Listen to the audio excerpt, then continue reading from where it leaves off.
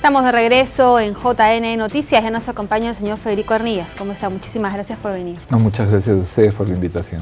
Cuéntenos, viene de reuniones, ya se han realizado varias en realidad para poder ver cuáles son las acciones que se van a tomar para ayudar a esta población que está afectada en 11 regiones de nuestro país por los desastres naturales. Mi primera pregunta antes de hablar de las reuniones: ¿son los peruanos más pobres los más afectados?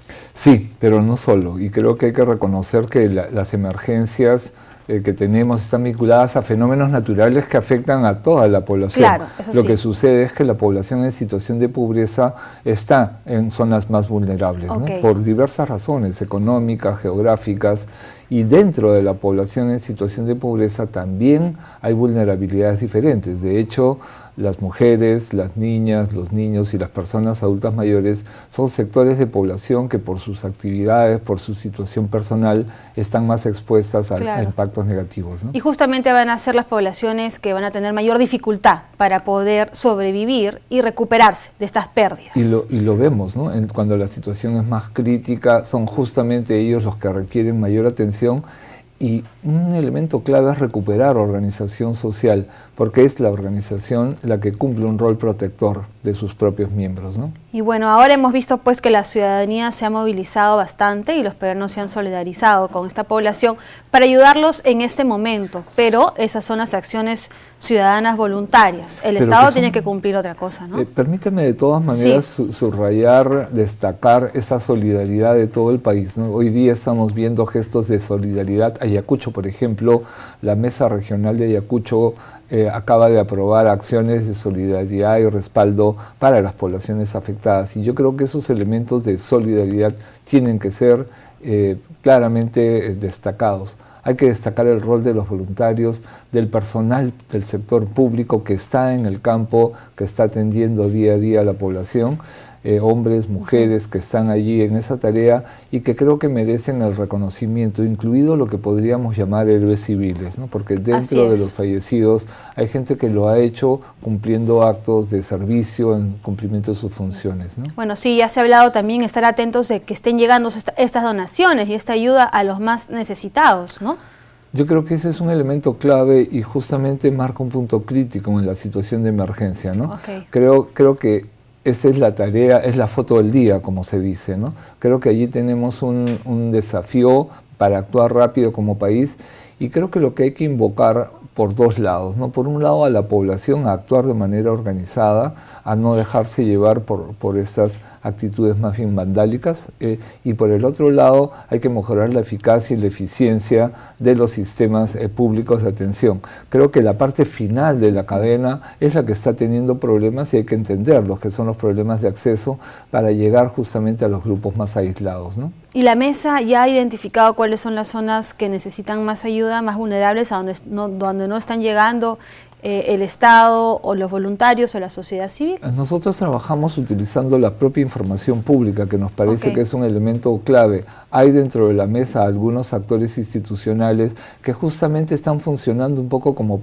punta de lanza, digamos, para ir llegando a esos sitios más alejados o más de difícil acceso, ¿no? En este momento. Exacto. ¿No? Por ejemplo, comentábamos ayer respecto al rol, por ejemplo, de una organización de mujeres, en el caso de La Libertad, cómo ha ido llegando, ¿no?, a estos puntos, atendiendo necesidades de alimentación y detrás de ellas los equipos ya de emergencia para estabilizar los servicios, ¿no? Después, detrás del ciudadano están los equipos. Pero los ciudadanos tienen un conocimiento del territorio que es muy importante. No siempre el personal que es destacado para atender la emergencia conoce el territorio. Exacto, y entonces esa alianza con el actor local, ¿no?, es fundamental, ¿no? Bueno, sí, y también pues tenemos que esperar a que terminen las lluvias, porque también eso está siendo un poco más difícil, ¿no? Sabemos que ayer han anunciado que van a haber lluvias moderadas y un poco incrementadas que van a reactivar por lo menos una de las quebradas en Trujillo. Eso está clarísimo, pero además la emergencia tiene otros escenarios que no estamos viendo hoy día, pero que ya se están desplegando, que es el caso de Selva. Estamos mirando Costa Norte y efectivamente tenemos el caso de Trujillo, que tiene quebradas activadas ahora, tenemos los casos de Piura y Tumbes, que no ha pasado digamos, ha pasado, esperemos que haya pasado lo peor, pero todavía, digamos, estamos en el área crítica de emergencia y tenemos un escenario en despliegue que es el escenario de selva, donde los caudales de los ríos están creciendo y debemos probablemente prepararnos para un escenario de inundaciones mayores a las habituales. Y quizás lo que hay que empezar a trabajar entre nosotros como país es que estas situaciones se han convertido en situaciones, en desastres, no por la naturaleza, que tiene su propia dinámica y su propio comportamiento, sino por la manera como sociedad estamos organizados en esta relación naturaleza y sociedad, y que hay que replantear la manera como nos relacionamos con nuestro entorno, ¿no? Bueno, creo que a cada uno de nosotros nos ha servido para reflexionar bastante acerca de nuestro comportamiento, ¿no? En cuanto al cuidado del agua, del medio ambiente, no arrojar la basura en los ríos. Y creo que tiene que servir pues de lección también para todos. Y eso ha sido muy importante, pero creo que necesitamos revisar las políticas públicas de las que depende el funcionamiento de nuestras ciudades, la manera como planificamos las vías, las áreas que dejamos libres respecto a las riberas de los ríos y del mar, ¿no? Porque tsunamis no hemos tenido, pero podríamos, ¿no es cierto? Entonces creo que tenemos que revisar el marco normativo del país y tenemos que incorporar las características del país que tenemos, en el que vivimos, para que nuestra planificación urbana, nuestros hábitos, etcétera, sean acordes con ese entorno, ¿no? ¿Cuáles han sido entonces las principales recomendaciones? Me imagino, ya que lo ha mencionado, dependiendo del lugar geográfico en el que se encuentren, bueno, pues, ¿no? La población. Ese es un punto clave. Tenemos que tener propuestas que reconozcan la diversidad de la población y la diversidad del territorio. No podemos pensar que todo es plano, no podemos pensar que todo es desierto, o no podemos pensar que el desierto es siempre desierto, ¿no es cierto? Ahora lo que estamos viendo es este fenómeno increíble de un desierto que se convierte, ¿no?, en una gran área verde con un potencial para varias actividades, ¿no? El ministro de Agricultura hablaba de la posibilidad de sembrar camote en el desierto, digamos, para tocar estos ejemplos. Si incorporamos eso en la manera de vivir, va a ser muy importante. Pero ¿saben qué nos falla? Algo que con la vejez uno aprende, ¿no?, que ocurre: perdemos la memoria. Y entonces es muy importante que no perdamos la memoria de estos hechos. Y aquí ustedes, los medios de comunicación, tienen que salvaguardar esa memoria, hacernos recordar cada año, ¿no?, que viene un periodo de lluvias que pueden ser muy fuertes, que viene un periodo de heladas que puede ser muy fuertes, que vivimos al lado del mar y que tenemos que tener una relación amigable con ese entorno, ¿no?, para que en la manera de vivir el día a día, en la manera de construir nuestros espacios, ¿no?, tengamos eso incorporado, ¿no? ¿Qué es lo que ha recomendado la mesa de concertación para las personas pobres que se han quedado sin hogar? ¿Dónde tienen que ir a vivir ahora?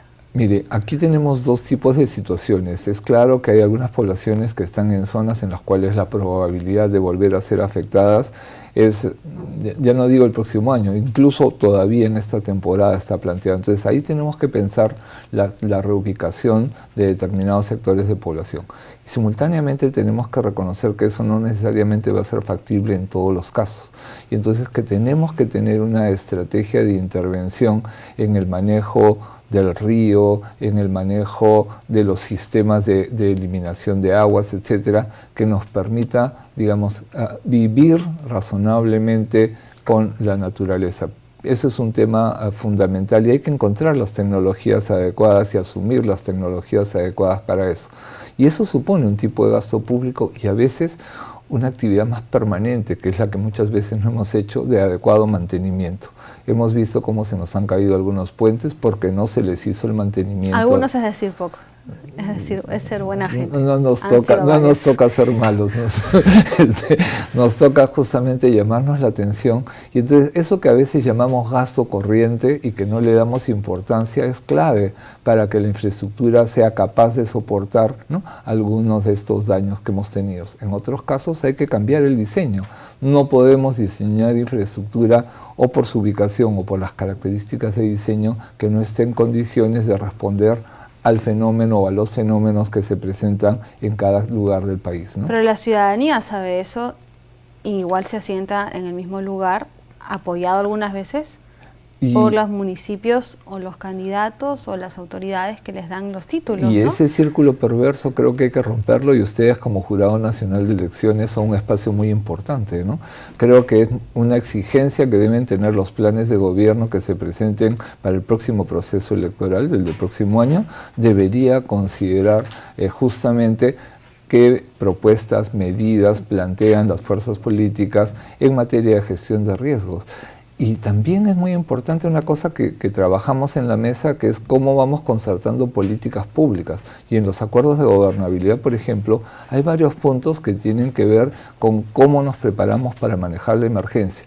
Miren, el riesgo más fuerte que tenemos desde el punto de vista de la reconstrucción es que las autoridades actuales empiecen un proceso y en enero del 2019, cuando entren las próximas autoridades, echen todo a foja cero, ¿no es cierto? Y tengamos que volver a empezar, porque vamos a sumar desastres naturales con desastres de gestión. Y entonces allí estamos trabajando. Hay que construir un proceso de reconstrucción, de rehabilitación, que se base fuertemente en la participación ciudadana, y ahí sí hay un llamado de atención a las autoridades actuales. Hay autoridades que no se les ha visto por ningún lado, ¿no es cierto? Están a tiempo de rectificarse, que convoquen a sus instancias de participación, que el plan de desarrollo concertado no sea el mismo del año pasado, sino que discutan en ese proceso, ¿no?, cuál es la situación regional, que el proceso de presupuesto participativo mire qué servicios hay que garantizar, qué le toca al gobierno local, qué le toca al gobierno regional, para que hayan los recursos asignados a esas actividades. Si tenemos una institucionalidad de ese tipo, si usamos fuentes de información que hoy día tenemos como país, por ejemplo, se está preparando el censo del 2017, ¿no es cierto? Una base de información que ya tenemos es lo que se llama el precenso. El Instituto Nacional de Estadística ha levantado información georreferenciada de todo el stock de vivienda del país. Bueno, esa información con la fotografía aérea de las zonas afectadas es una información valiosísima, ¿no es cierto?, para poder ver quiénes son los damnificados, trabajar con esas personas, con sus organizaciones, ¿no?, y poder construir una discusión y un camino y un conjunto de propuestas, ¿no?, que sean la base de las decisiones que se empiecen a implementar para el presupuesto del próximo año o con el gasto que está asignado este año, y que las futuras autoridades queden amarradas, en el mejor sentido del término, a abrir un buen cauce al desarrollo seguro, porque de eso estamos hablando, un desarrollo humano, integral, seguro para las personas, ¿no?, en nuestro futuro, ¿no? Para finalizar, señora Arnilla, ¿se va a establecer un compromiso? ¿Van a realizar algún acta de compromiso? Bueno, el Comité Ejecutivo, cuya sesión extraordinaria ha sido el martes de esta semana, ha tomado los acuerdos. Yo estoy parafraseando